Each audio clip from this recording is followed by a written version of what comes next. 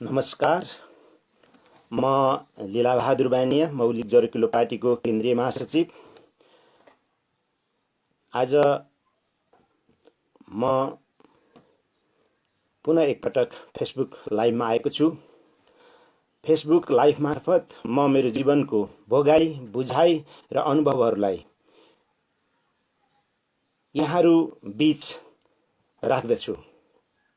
परमपिता परमात्मा, ज्ञानदाता श्री सद्गुरुदेव महाराज, साथै जीवन भोगाईको क्रममा राष्ट्रप्रति नागरिक कर्तव्यको सैद्धान्तिक एवं व्यवहारिक ज्ञानको बोध गराउनु हुने नेपाल आमाका सपूत युगद्रष्टा गुरुदेव डाक्टर निर्मलमणि अधिकारी ज्यूलाई स्मरण गर्दै मलाई सुन्नुहुने यहाँहरू सबैमा पुनः एकचोटि हार्दिक नमन गर्दछु। संसारको प्राचीन, गौरवशाली एवं जीवन्त सभ्यता हो पूर्वीय सभ्यता।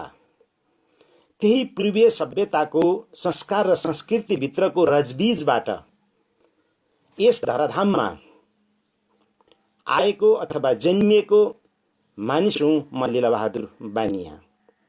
त्यसैले ममा तपाईहरूले त्यो स्वभाव देख्नुहुनेछ। स्वभावतः ऋषिसत्ता, त्यो ज्ञानसत्ता, त्यो पूर्वीय सभ्यताभित्रको संस्कार र संस्कृतिको जुन सुगन्ध छ, जुन वासना छ, त्यसको अनुभूति गर्नुहुनेछ मेरा बोलीहरूमा। यहाँ भर्खरै साथीहरू जोडिँदै हुनुहुन्छ। अहिले 4 जना साथीहरूले मलाई सुनिरहनु भएको छ। म आफ्ना विचारहरू राख्न अगाडि बढिरहेको छु। मैले मेरो बोल्ने क्रममा सुरुमै पहिले आफ्ना प्राणदाता परमात्मा, त्यसपछि त्यो सृष्टिकर्ता, त्यो प्राणदाता को हो भन्ने कुराको ज्ञान दिलाउने सद्गुरुदेव, त्यसपछि नेपाललाई पुनर्जागरणको विधिबाट विश्वको गुरु राष्ट्रको स्थानमा स्थापित गर्न सकिन्छ भन्ने विचारको संकल्प, त्यसको स्थापना र त्यसको नेतृत्व गरिरहनु भएका युगद्रष्टा गुरु डाक्टर निर्मलमणि अधिकारीलाई स्मरण गर्न चाहे। कारण हाम्रो सभ्यतामा मातृदेवो भव, पितृदेवो भव, गुरुदेवो भव भनेर भनिन्छ। यसको अर्थ हो ज्ञानदाता वा जन्मदाताहरू भगवान सरह हुन्छन्, कल्याणकारी हुन्छन्। त्यसैले हरेक कर्म गर्दा हरेक क्षणमा तिमीले तिनलाई सम्झ, तिनलाई बुझ, तिनले दिएको उपदेशलाई तिमीले अनुसरण गर। त्यो बाटो हिँड्यौ भने तिमी कहिले पनि अकर्मण्यतामा पुग्दैनौ, कुकर्ममा पुग्दैनौ, कुविचारमा पुग्दैनौ, कुव्यवहारमा पुग्दैनौ। यो भनाइ हाम्रो पूर्वीय सभ्यतामा त्यसै बनेको होइन। त्यसैले हामीले हाम्रा यी ज्ञानदाता अथवा कर्मदाता अथवा हाम्रा जन्मदाताहरूलाई जहिले पनि उनीहरूको भनाइलाई शिरमा राखेर अगाडि हिँड्यौँ, विचार गऱ्यौँ भने हामी सफलतातिर उन्मुख हुन्छौँ। मैले पनि आज त्यही नै गरेको हुँ। पहिले आफ्नो जीवनदाताको स्मरण गरेँ, त्यसपछि ज्ञानदाताको स्मरण गरेँ, त्यसपछि युगद्रष्टा गुरुदेवको स्मरण गरेँ।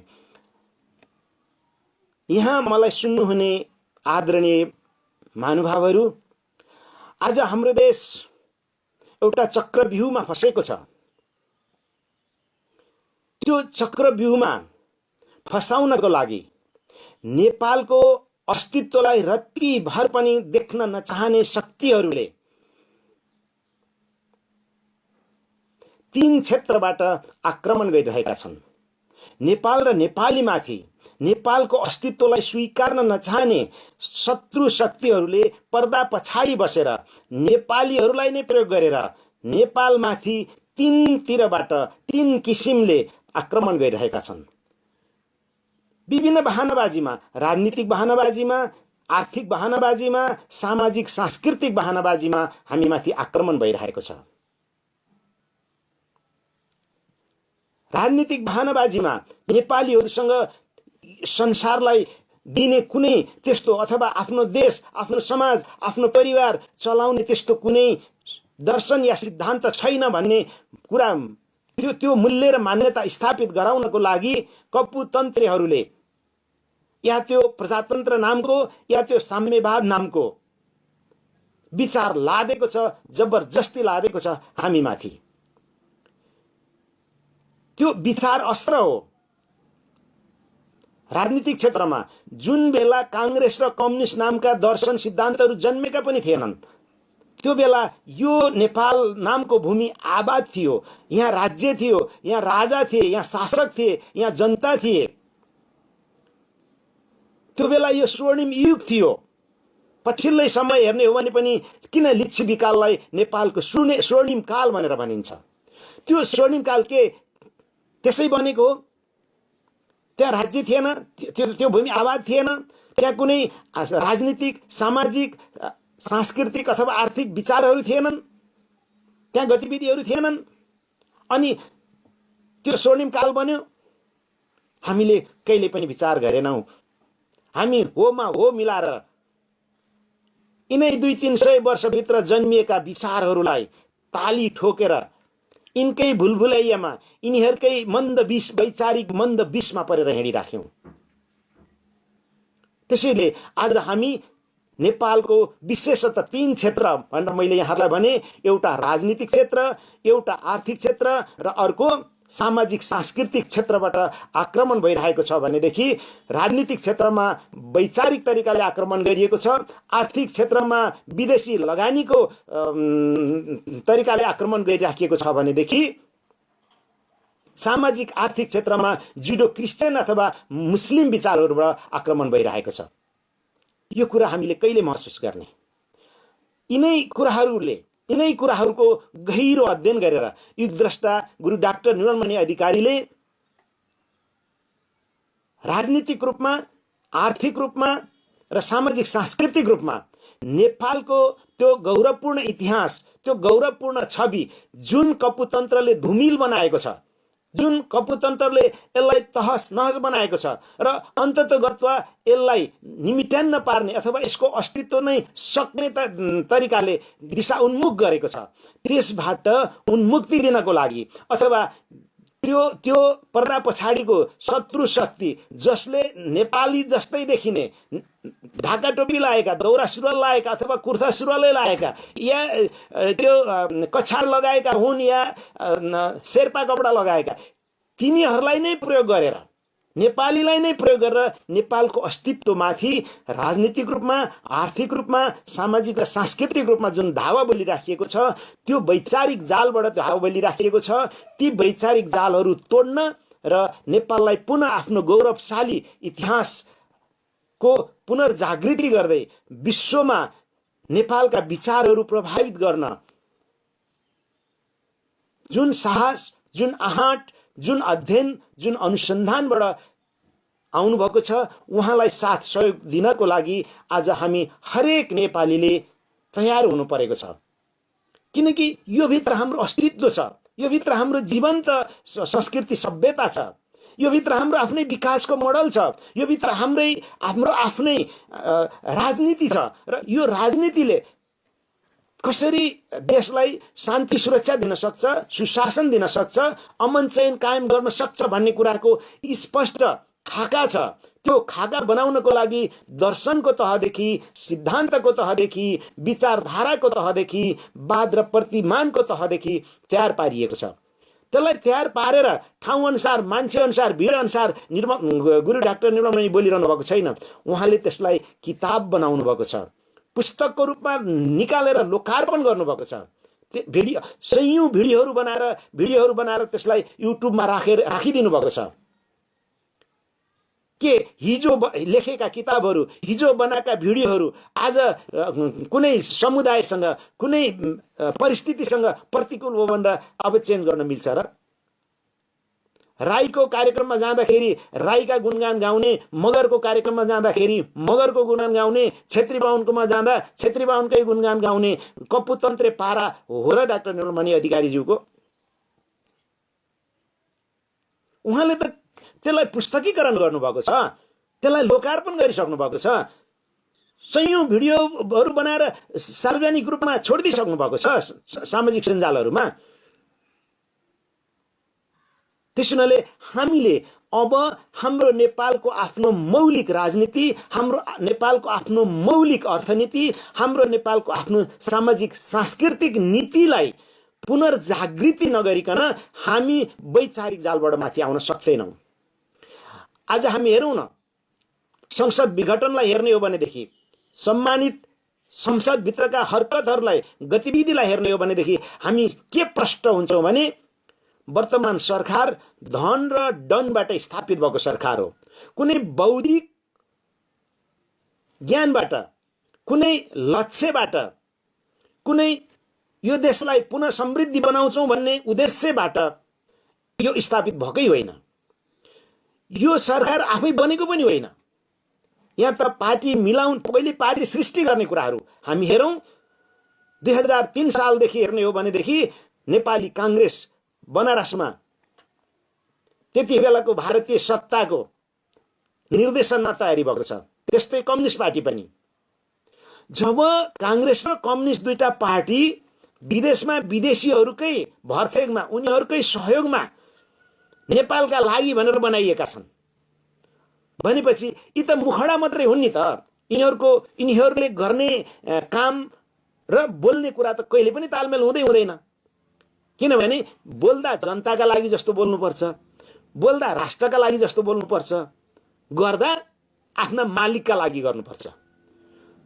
त्यही भएकाले उनीहरूले घर गाउँमा आउँदा, जनताका सामु बोल्दा, भाषण गर्दा नेपालका लागि जस्तो या नेपालीका लागि जस्तो गर्छन्। तर त्यसको परिणाम जहिले के आउँछ?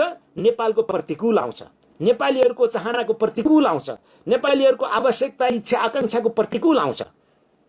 अहिलेको संसद विघटन पनि त्यही होइन र? नेपाली जनताले त 5 वर्षको लागि भोट दिएका थिए नि त। अब नेपालमा कम्युनिस्टहरू सर्वहारा वर्गका हितकारी हुन्, कल्याणकारी हुन्। यिनीहरूको बहुमत भयो भनेदेखि यिनले 5 वर्षमा केही न केही देशको राम्रो कुराको जग बसाउने छन् भनेर भोट दिएको होइन। तर किन 4 वर्षमै 2 चोटि संसद, 4 वर्ष नपुग्दै 2 चोटि संसद विघटन भइसक्यो? यिनीहरूले बोलेको बोलीको आधारमा हामीले भोट दिँदाखेरि कम्युनिस्टहरू झन्डै 64% एक ठाउँमा भए। तर उनीहरूको व्यवहार हामीले हेर्ने हो भनेदेखि अब कहाँ छन् उनीहरू एक ठाउँमा?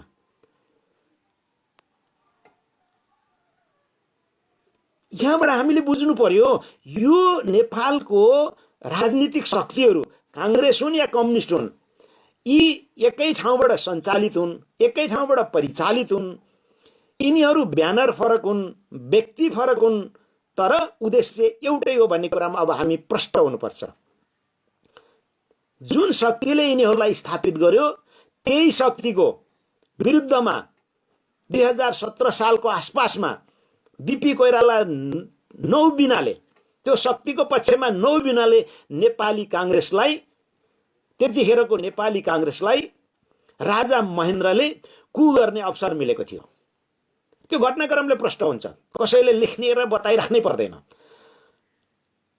बीपी जसको भूमिमा बसेर, जसको निर्देशनमा त्यो राजनीतिक हैसियत स्थापना गरे र नेपालमा आएर प्रचण्ड बहुमत ल्याएर जननिर्वाचित नेपालको प्रधानमन्त्री बने, त्यसलाई हटाउन राजा महेन्द्रले सक्ने थिएनन्। किनभने राजा महेन्द्रसँग न त्यो प्रचण्ड बहुमत थियो, न सेना थियो, न पुलिस थियो।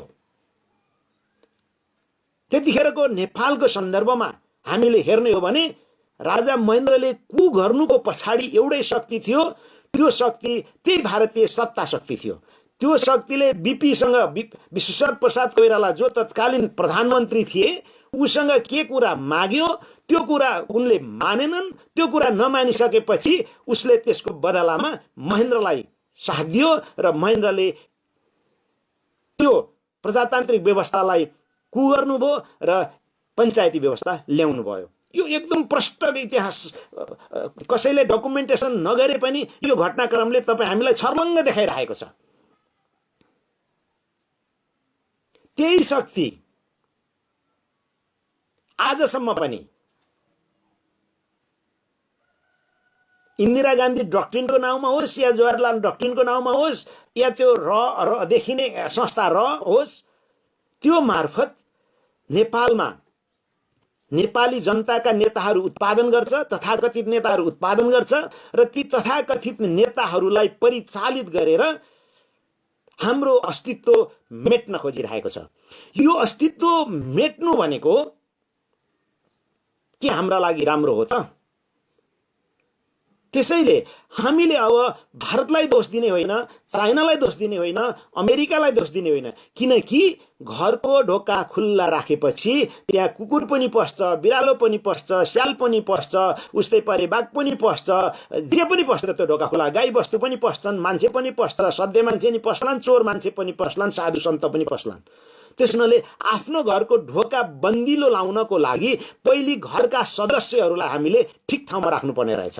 त्यसैले नेपालको वर्तमान सन्दर्भमा हेर्ने हो भनेदेखि अब हामीले कांग्रेस या कम्युनिस्ट पार्टी मात्रै होइन, ती व्यवस्था नै नेपालको सान्दर्भिक छैनन्, नेपाल अनुकूल छैनन्, नेपालको जुन परिवेश छ अथवा व्यक्ति, परिवार, समाज र राष्ट्र जुन छ त्यो अनुकूल छैनन्। त्यो अनुकूल नभएकै कारण हामीले अब पार्टी मात्रैलाई नभनौँ, कांग्रेस र कम्युनिस्ट पार्टी मात्र होइनन् कि तिनीहरू त एउटा पूर्ण व्यवस्था हुन्। कांग्रेसको आफ्नै फिलोसोफी छ, आफ्नै थ्योरी छ, आफ्नै आइडियोलोजी छ, आफ्नै इजम छ, आफ्नै उसको प्रतिमान छ। अथवा कांग्रेस भन्ने जुन व्यवस्था हो त्यो व्यवस्थाको राजनीतिक दर्शन पनि छ, राजनीतिक सिद्धान्त पनि छ, राजनीतिक विचार पनि छ, राजनीतिक बात पनि छ र राजनीतिक प्रतिमान अथवा मूल्य मान्यता र आदर्श पनि छ। त्यसैले त्यो आफैमा एउटा पूर्ण व्यवस्था हो। यता हेर्नुहुन्छ भने कम्युनिस्टको पनि, उनीहरूको कम्युनिस्ट शासन अथवा कम्युनिस्ट पार्टीहरूको पनि आफ्नै पोलिटिकल फिलोसोफी छ, आफ्नै पोलिटिकल थ्योरी छ, आफ्नै पोलिटिकल आइडियोलोजी छ, आफ्नै पोलिटिकल इजम छ, आफ्नै पोलिटिकल प्याराडिगम अथवा प्रतिमान छ, मूल्य मान्यता र आदर्श छ उनीहरूको। त्यसले गर्दा त्यो पनि आफैमा एउटा पूर्ण व्यवस्था हो। कांग्रेस र कम्युनिस्ट देख्दामा हामीले साधनका रूपमा पार्टी देख्छौँ, तर ती के हुन्?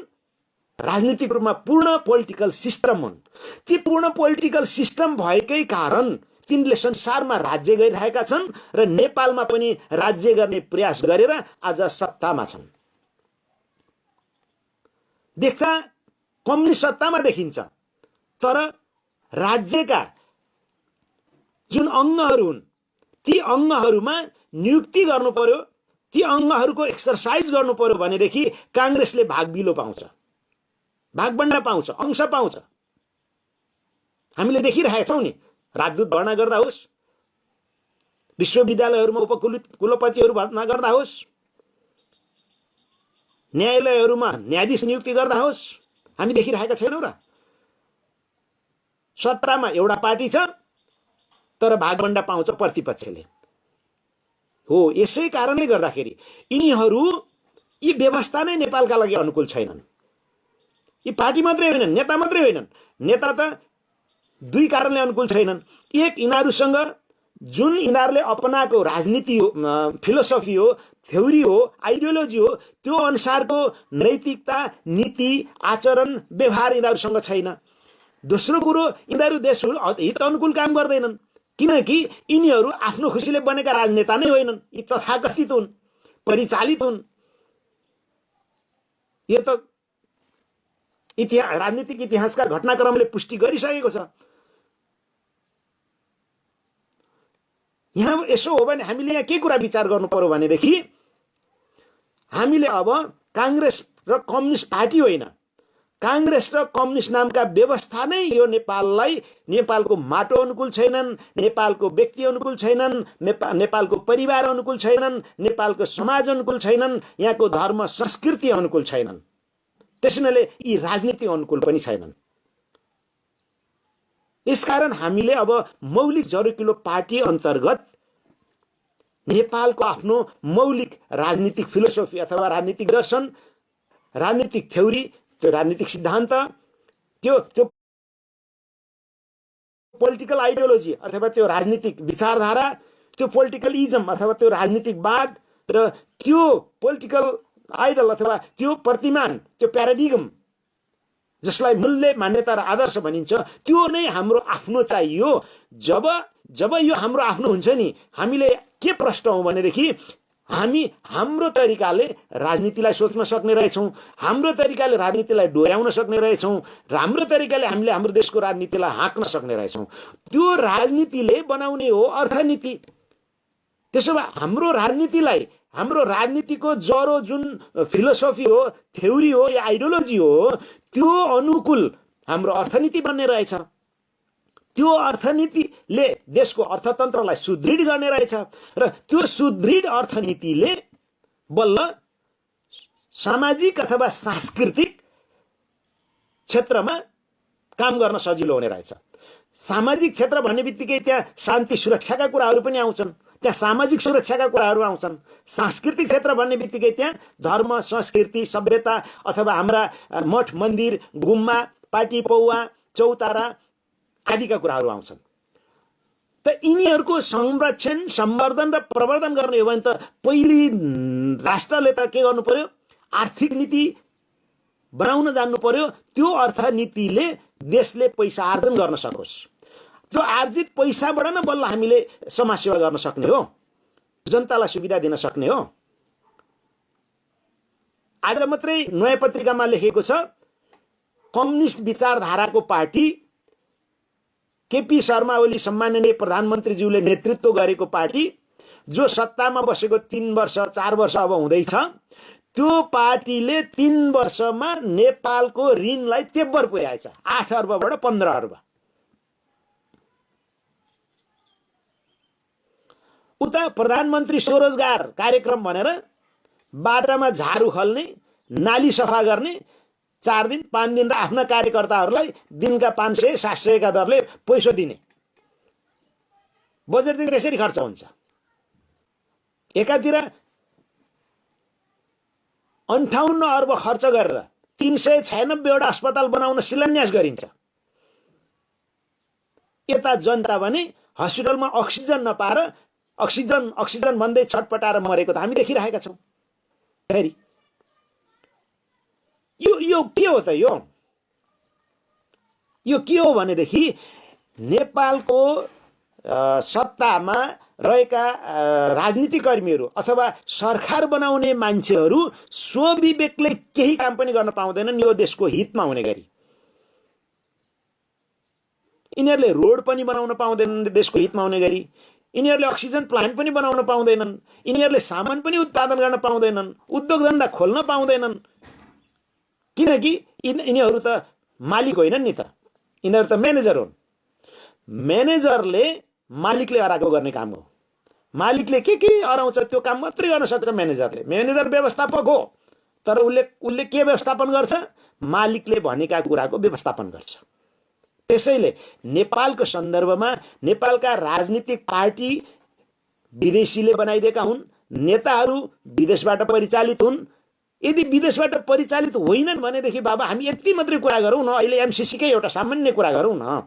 यिनीहरू आफ्नो विवेकले सञ्चालित हुनु भने जब 55 अर्ब रुपियाँ जसमा आफैले फेरि 13 अर्ब लगानी थप्नुपर्छ, अनि नेपालको संविधान र त्यो सामान्य एउटा 55 अर्बको प्रोजेक्टको प्रस्तावनाको कुनै नियम उपनियमको दफा बाजियो भनेदेखि संविधान निष्क्रिय हुने, त्यो चाहिँ लागू हुने। यो के हो? यो भनेको 55 अर्बमा नेपाल अमेरिकाको उपनिवेश बनाउन मन्जुर गरेको होइन। यो किन भन्दा यिनीहरू आफ्नो विवेकले चलेका नेतै होइनन् नि त। आफ्नो विवेकले, आफ्नो स्वविवेकले, आफ्नो खुट्टामा, आफ्नो बुद्धिमा, आफ्नो स्वाभिमानमा उभिएर देश चलाउनेहरूले 55 अर्बमा देशको कानुनसँग कुनै प्रोजेक्टको दफा बाँधिँदाखेरि कानुन चाहिँ निष्क्रिय हुने कुरा स्वीकार गर्छ र?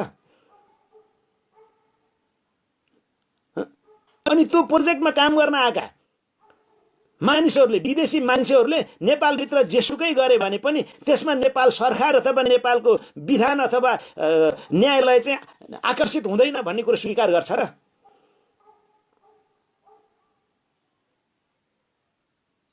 यहाँबाट बुझ्नु पर्यो कि हामीले सामान्य कुरा हाम्रा पुर्खाहरूले भन्छन् नि धानको चिन्ने परालोबाट बुझियो हुन्छ नि ठुला केले भनेर। धान हेर्दै धानको बालो कत्रो आउँछ र कति फल्छ भन्ने कुरो खेतमा अनुमान गर्न सकिहालिन्छ नि। तर आज हामी यिनै कपुतन्त्रको वैचारिक जाल, त्यो राजनीतिक वैचारिक जालमा, त्यो आर्थिक वैचारिक जालमा र त्यो सामाजिक सांस्कृतिक वैचारिक जालमा परेका छौँ। यिनीहरूको तथाकथित अग्रगामी प्रगतिशील विचारको मन्द विषले सारा नेपालीहरू लट्ठिएका छन्, बेहोसी भएका छन्। त्यसैले यिनीहरूले फिजाको त्यो राजनीतिक वैचारिक जाल, त्यो सामाजिक सांस्कृतिक वैचारिक जाल अथवा त्यो आर्थिक वैचारिक जाल तोड्न, त्यसलाई बुझ्न र त्यसलाई तोड्न सकिरहेका छैनन्। एउटा कारण वैचारिक जालको मन्द विषले लट्ठ भएका कारणले नेपालीहरू। दोस्रो कारण नेपालको सत्तामा बस्ने सरकार नेपालीको जनभावनामा होइन,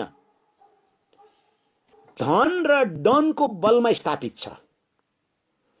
त्यो धन र डनको बलमा स्थापित सरकार सन्की पाराको छ र ऊ त्यो धन र डनलाई संरक्षण, सम्वर्धन र प्रवर्धन गर्ने स्वभावको छ। त्यसको पुष्टि भर्खरैको 3वटा अस्पतालमा लगातार स्वास्थ्य कर्मीहरू कुटिनुबाट पुष्टि हुन्छ। समाज गुण्डागर्दीले चलेको छ। गुण्डाहरूले समाजलाई नियन्त्रण गरेका छन्।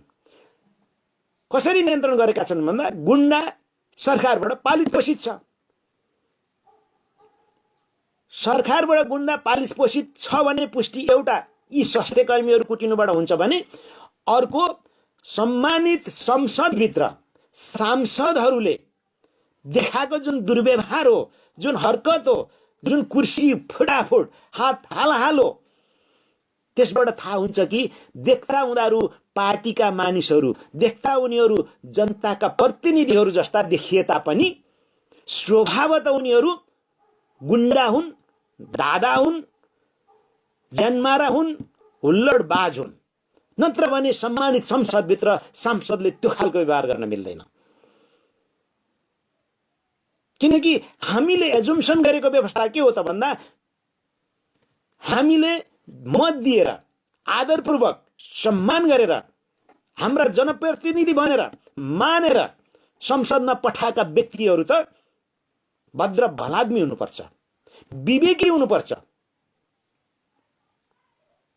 वैचारिक हुनुपर्छ, ज्ञानी हुनुपर्छ, पुरुषार्थी हुनुपर्छ, समाजलाई सद्भाव र सद्विचारबाट डोर्याउने हुनुपर्छ, समाजलाई सत्कर्ममा लगाउने हुनुपर्छ, समाजलाई सद्व्यवहार सिकाउने हुनुपर्छ।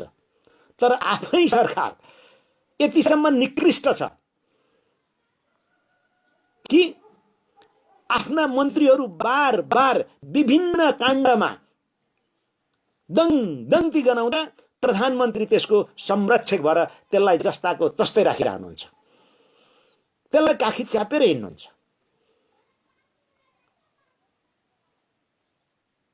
यसबाट हामी बुझ्नु पर्यो नि हाम्रो पीडा कहाँनेरि हो, हामी उत्पीडित कहाँनेरि छौँ भनेर। त्यसैले म आज धेरै नभनिकन छोटा कुराहरू यहाँहरूसँग राखेँ। मौलिक जरुकिलो पार्टी यो देशमा स्थापना भइसकेको छ। यो मौलिक जरुकिलो पार्टी कुनै पार्टी होइन। तपाईलाई यहाँ जाने बेलामा छोटो अर्को एउटा इन्फर्मेसन, एउटा सूचना राखौँ कि अहिले नेपालमा लगभग 160 हाराहारीमा चाहिँ पार्टीहरू दर्ता भएका निर्वाचन आयोगमा दर्ता भएको अवस्था छ भनेदेखि ती मध्ये ती 160 हाराहारी एक्ज्याक्टली तलमाथि 2-4वटा होला कि ती पार्टीहरू मध्ये कि एउटा कांग्रेस पार्टी छ कि एउटा कम्युनिस्ट पार्टी छ। त्यहाँ अरू पार्टी नै छैन।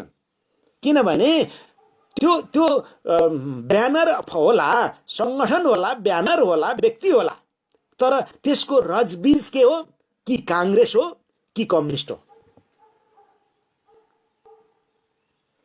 यसरी हेर्ने हो भनेदेखि यसरी एउटा गहिराईमा गएर एउटा दर्शन र सिद्धान्त अथवा विचार, राजनीतिक दर्शन, राजनीतिक सिद्धान्त, राजनीतिक विचार, राजनीतिकवाद या राजनीतिक त्यो मूल्य मान्यता र आदर्शको गहिराईमा गएर हामीले अध्ययन गर्ने हो भने नेपालमा भएका लगभग 160 वटा पार्टी मध्ये त्यहाँनेरि जुम्मा 3 वटा पार्टी छन्। एउटा कांग्रेस पार्टी छ, एउटा कम्युनिस्ट पार्टी छ र अर्को मौलिक जरोकिलो पार्टी छ। त्यसैले अब तपाईले आफ्नो मौलिक जरोकिलो पार्टी रोज्ने कि संसारमा जुन पश्चिमा देशहरूमा स्थापित भएको निर्माण भएर अभिनिर्माण भएर प्रयोगमा आएको कपुतन्त्र हो नेपालको सन्दर्भमा भने त्यहाँ कि त्यो प्रजातान्त्रिक समाजवाद कि त्यो साम्यवादी समाजवाद त्यो दुईटै कुन चाहिँ दुईटैले साम्यवाद के अरे समाजवाद मान्ने भन्छन्, सबै समाजवाद उन्मुख भन्छन्। नेपालको संविधानमै समाजवाद उन्मुख भनेर लेखेको छ कम्युनिस्टहरूले। चौबाटाको थोत्रे मादल जस्तो जसले ठोके पनि हुने, जसले बजाए पनि हुने।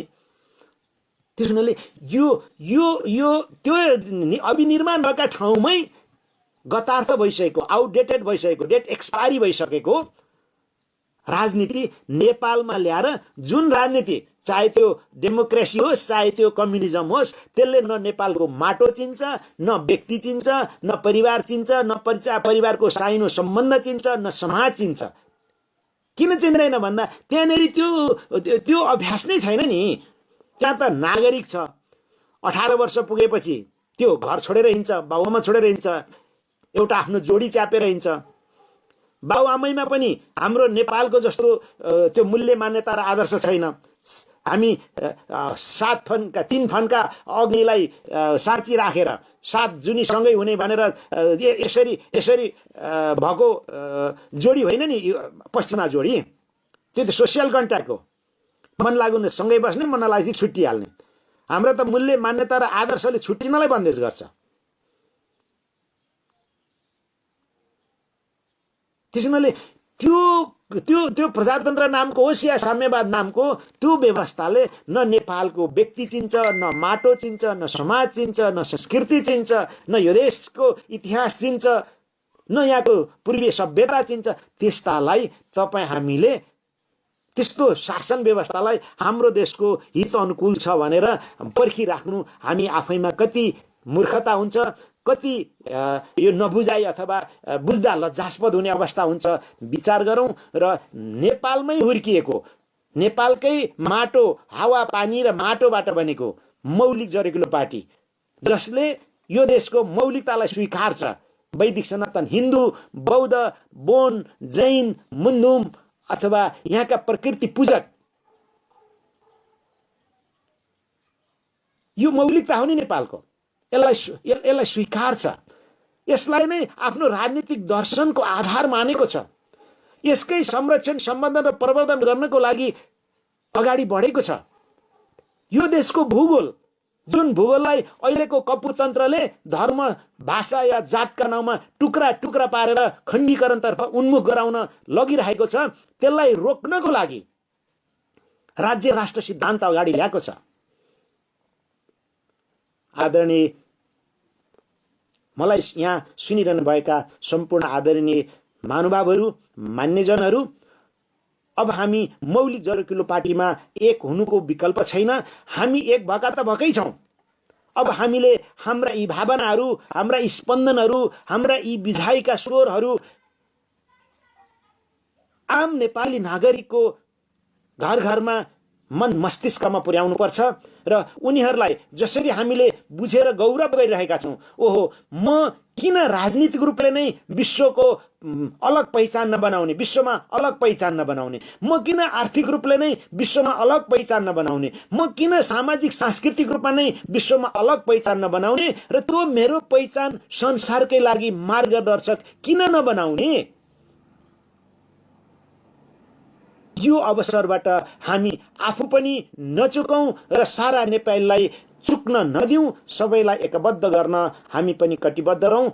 हाम्रा भिडियोहरू, हाम्रा फेसबुक लाइभहरू, हाम्रा लेखहरू हामी मौलिक जरोकिलो पार्टीका साथीहरूले हाम्रा फेसबुक वालमा, आफ्नो वालमा सेयर गरेर हाम्रा आफ्ना सयौं साथीहरूलाई ट्याग गर्ने गरौँ, जसले गर्दाखेरि धेरैभन्दा धेरै साथीहरूले चाहिँ मौलिक जरोकिलो पार्टीको बारेमा थाहा पाउँछन्। यो कुरालाई हामीले नजरअन्दाज नगरौँ र यति भन्दै आज मैले तपाईहरुसँग बिदा मागे।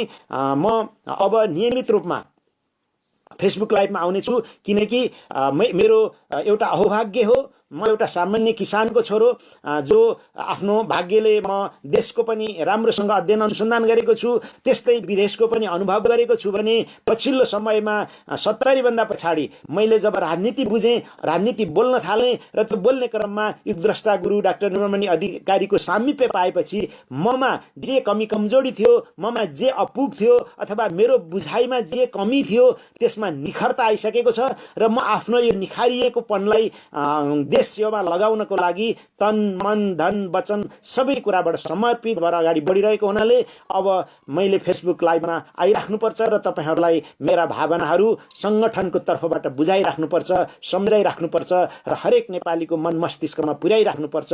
यो मेरो राष्ट्रप्रतिको जिम्मेवारी हो, कर्तव्य हो, जवाबदेहिता हो भनेर मैले बुझेको छु। यही कर्म गर्नको लागि यहाँहरूसँग प्रतिज्ञा गर्दै म आज बिदा हुन्छु। हवस्, धन्यवाद, नमस्कार।